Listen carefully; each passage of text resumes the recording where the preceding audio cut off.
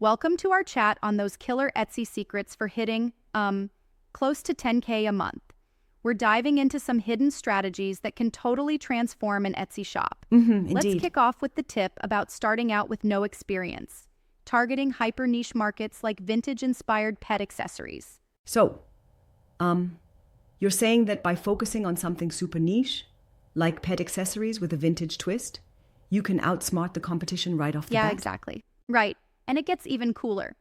Think about scouring Pinterest for upcoming craft trends for 2025 and then weaving your own personal story into your product descriptions. It's like giving your shop an authentic vibe that buyers really connect with. Yep, that personal touch is huge. And what about crafting stuff when you're not a DIY pro? That's where using tools like Printful's free design tool comes in. You can launch custom t-shirts and other products digitally. No physical crafting required. Sweet. So you can sidestep the hands-on crafting challenges. But how about pricing? How do we hit that nearly 10K mark each month?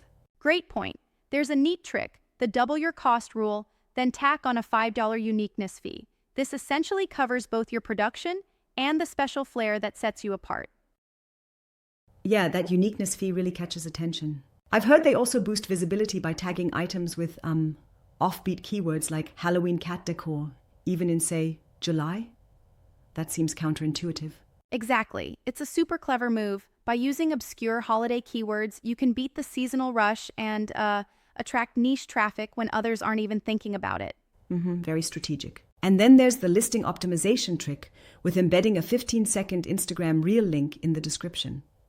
That, I think, drives extra traffic, right? Spot on. It's like adding a mini commercial to your Etsy listing without spending extra on ads. Plus, using a $10 ring light and Canva for pro-looking photos really upscales the shop presentation. Absolutely, visuals are critical. However, I wonder, isn't it a bit of a stretch to rely so heavily on such automated tech hacks? Could it potentially dehumanize the buyer experience? That's a fair concern. But here's where the handwritten thank you note PDF comes in. It brings back that personal touch, boosting repeat sales by around 10%. It's all about that balance, automation for efficiency and personal touches for loyalty. Right, that definitely keeps the authenticity alive. And what about scaling? How do we move from just a few sales to that solid 9,874 per month? Scaling is all about reinvesting profits. Allocate about 20% back into things like custom packaging to build brand fans. Plus, using tools like Etsy Hunt to spy on and tweak competitor strategies really helps take things up a notch. Yeah, reinvesting is the game changer here. With all these tactics, it sounds like Etsy becomes a canvas for creativity and smart business moves. Exactly. It's like mixing art with strategy.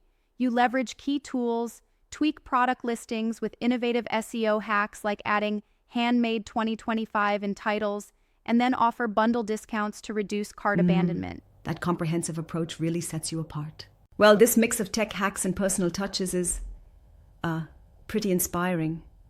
It definitely shows that creative strategy can drive serious revenue on Etsy. Absolutely. Combining all these elements, the niche focus, digital tools, smart pricing, and even influencer hacks like trading products with microbloggers, creates a potent formula. Yep, it's a for masterclass success. in leveraging modern e-commerce secrets. Thanks for shedding light on these Etsy secrets. Now I see how even small tweaks can potentially lead to impressive monthly earnings. Anytime.